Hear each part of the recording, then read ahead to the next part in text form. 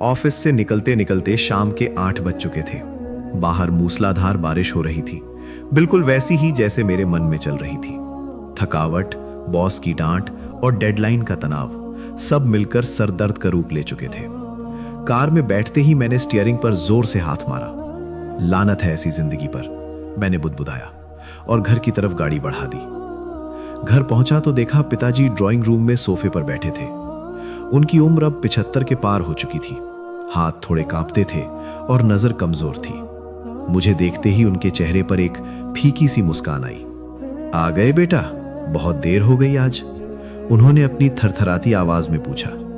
मैं जूते उतारते हुए खींच कर बोला, हाँ पापा, काम करता हूं, गप्पे नहीं मारता, देर तो होगी ही। मेरी आवाज में जो कड़वाहट थी उसने उनकी मुस्कान को वहीं दफन कर दिया। वे चुप हो गए। मैं बिना उनकी तरफ देखे अपने कमरे की ओर बढ़ने लगा।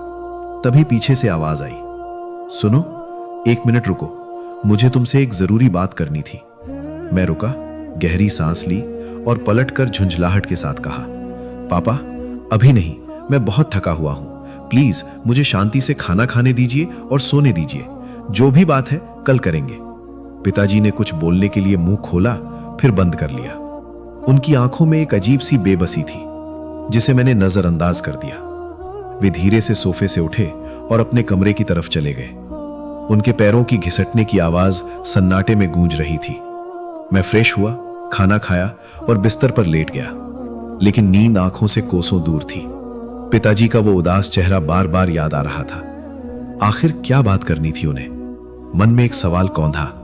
फिर सोचा, वही पुरानी बातें होंगी, दवाई मंगवानी होगी या फिर पुराने जमाने का कोई किस्सा सुनाना होगा। यही सोचते सोचते न जाने कब आंख लग गई। सुबह जब आंख खुली तो घर में अजीब सी हलचल थी। पत्नी घबराई हुई मेरे कमरे में आई। सुनिए, बाबूजी उठ नहीं रहे हैं। मेरे पैरों तले जमीन खिसक गई। मैं नंगे पैर उनके कमरे की तरफ भागा। डॉक्टर को बुलाया गया, लेकिन तब तक बहुत देर हो चुकी थी। वो जा चुके थे, हमेशा के लिए। घर में कोहराम मच गया। रिश्तेदार आने लगे, रोना धोना शुरू हो गया, लेकिन मैं पत्थर की तरह सुन्न खड़ा था। मेरे कानों में बस कल रात के मेरे वो शब्द गूंज रहे थे, पापा अभी नहीं, कल करेंगे।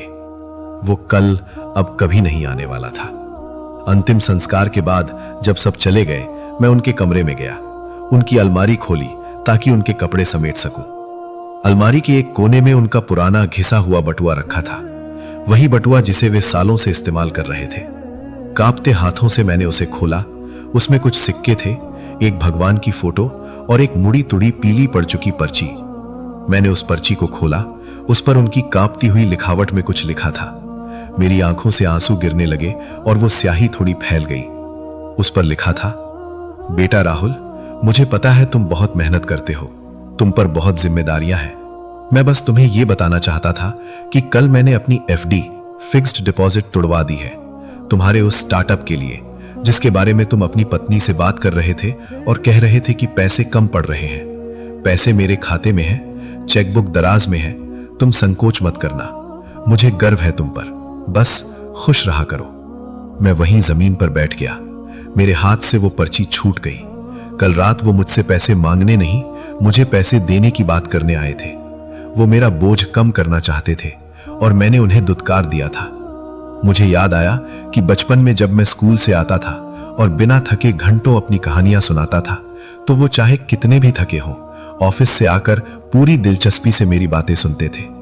कभी नहीं कहा कि बेटा मैं थका हूं, कल बात करेंगे।